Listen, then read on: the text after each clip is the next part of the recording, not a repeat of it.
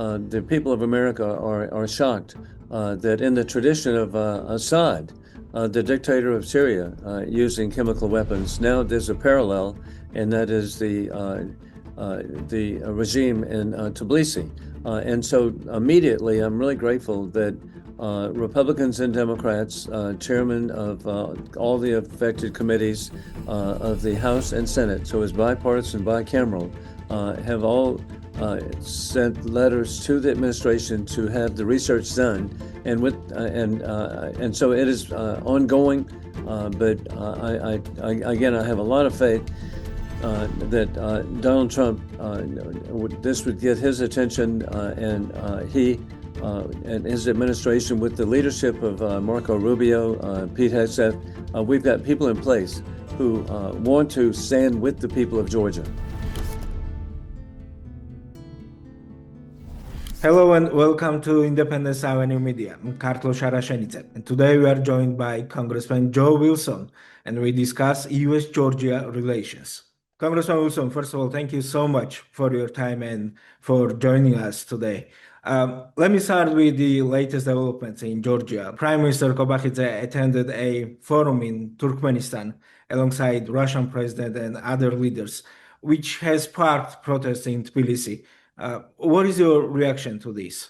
Well, to me, we see every step toward a full totalitarian state, and it's step by step. And I appreciate so much your podcast making a difference in getting the message out, and what those of us who support a free and dynamic Georgia, what would be helpful to us is as every step, as sadly that we will see, as opposition is silenced, as freedom is reduced, as weaponry like chemical weapons may be used over and over again, that needs to be brought to our attention so that we can provide this to people around the world, but particularly in the U.S. Congress. But hey, we need to go back to U.S. Congress and a positive note, and that is that the MEGOBARI bill passed 349 to 42.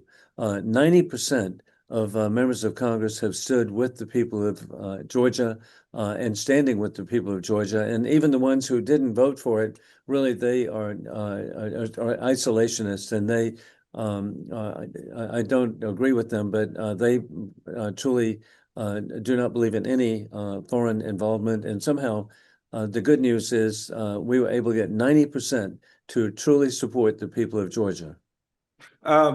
Let me ask you about the MEGOBARI Act you just mentioned. So what is the future of the MEGOBARI Act as we reach the end of the year? As we're approaching the end of the year, there are Senate rules that we're trying to live with, and they are very technical, sadly. But the good news is that we have overwhelming support in the U.S. Senate. The vote, again, I believe, would be back to the 90% level when we can get to a vote. But there are technicalities of how the vote can get to the Senate floor.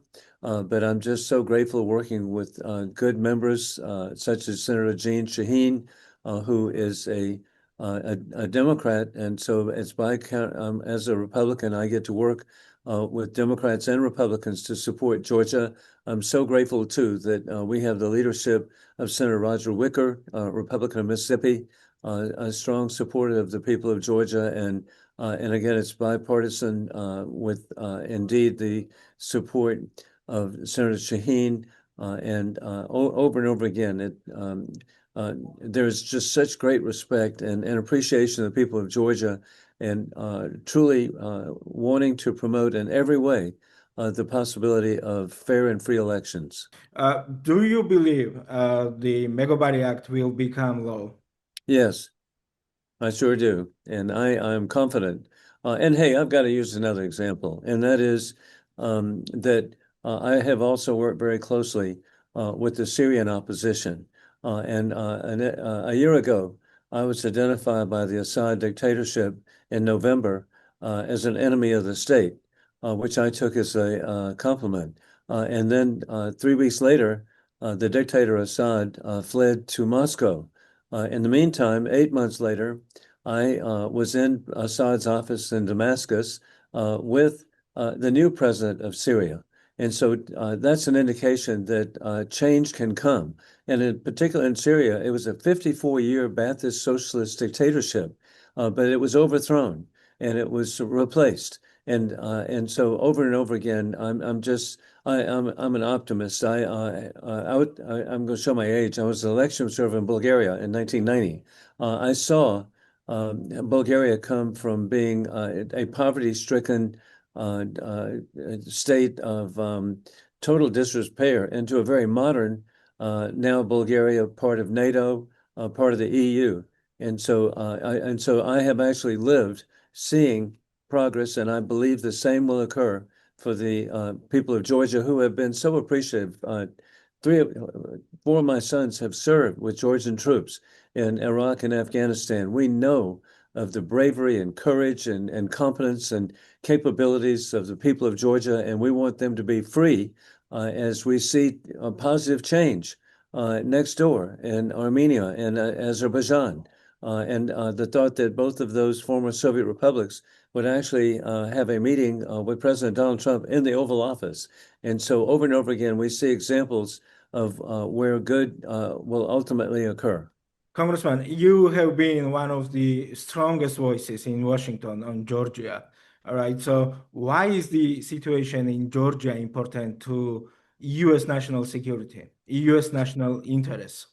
Well, it is very important. I'm glad you point out. Hey, the world is much smaller than people realize, and so wherever totalitarianism comes to power, it's really a threat.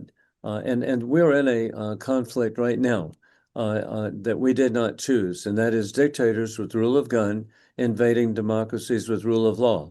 It began February 24, 2022, with the invasion of Ukraine. It actually began earlier, sadly, with the invasion and occupation of South Ossetia and Abkhazia.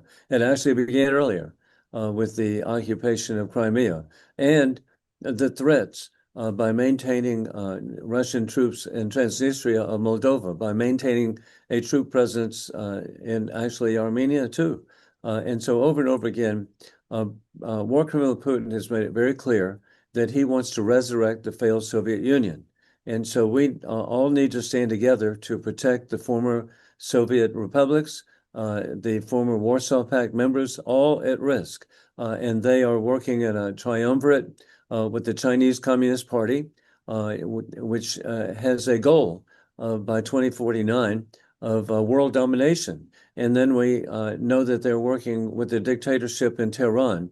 And what a great situation today is that Tehran now does not have a nuclear capability. And Donald Trump took care of that. And then the people of Georgia need to know, too. I was last night with our Secretary of State, Marco Rubio. Well, you don't have to explain to Marco Rubio what totalitarianism is or what communism is. His family fled Cuba. And so that gives him an understanding and appreciation that he does not want Georgia to resemble the dictatorship in Cuba. Helsinki Commission has called on the U.S. government to verify reports that the Georgian Dream government may have used a chemical agent against protesters. So Georgian Dream fully denies these reports. So do you expect to see any action from the U.S. administration? I'm glad you asked, because indeed the people of America are shocked that in the tradition of Assad, the dictator of Syria, using chemical weapons, now there's a parallel, and that is the regime in Tbilisi. And so immediately, I'm really grateful that Republicans and Democrats, chairmen of all the affected committees of the House and Senate, so it's bipartisan, bicameral, have all sent letters to the administration to have the research done, and so it is ongoing. But again, I have a lot of faith that Donald Trump, this would get his attention, and he and his administration, with the leadership of Marco Rubio, Pete Hegseth, we've got people in place who want to stand with the people of Georgia. Do you expect any change in the U.S.-Georgia relations in the near future? I believe that there's a real possibility, and but again, you see over and over in Congress, you see we had the vote in the Foreign Affairs Committee, overwhelming vote to provide for non-recognition of the Georgian Dream Party, and this was just last month, and so over and over again, everything is moving, I believe, in the proper direction, but there's just a delay in the U.S. Senate, and hey, but this is not unusual. The U.S. Senate is people around the world need to know that most legislation there requires a 60 votes, and so you have out of 100 members, it's not 50% or 51, it's 60%, and when you and the partisan division in the U.S. Senate is 53 Republicans and 47 Democrats, and so it's a real challenge to get legislation through the U.S. Senate. But back again in the House of Representatives, 90% Republicans and Democrats supported the people of Georgia, 349-42, and so that number should be forever identified as what the people of America feel by way of affection for the people of Georgia. Congressman Wilson, this is my very last question, if I may. So, Georgian Yeah. Dream has described you and others who support the MEGOBARI Act as part of what they call the deep state. So, what's your response on this? Well, hey, first of all, any attack by them I take as a compliment. Okay, I told you to be identified by the Assad dictatorship as an enemy of the state. Hey, I have also been declared persona non grata in North Korea. I'm the only member of Congress who's actually served in or visited North Korea, and while I was there, I was identified as an ugly American, and so I can't come back. And so, but when dictators are critical, it's a badge of honor. And then, but the most bizarre, deep state. Hey, I am a supporter of Donald Trump. We are working to root out and the ideology of our of Republicans is limited government, and that is to reduce the size of government, to actually reduce the deep state.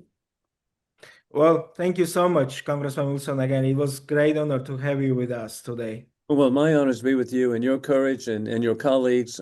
Please keep up the good work, and podcasts can make such a difference. And hey, for me, I have really been elected due to podcasts and talk radio, and so I know how meaningful it is to get the message out to the people of Georgia that the people of America stand with them, stand for fair and free elections, and that we will never give up on behalf of the people of the Republic of Georgia.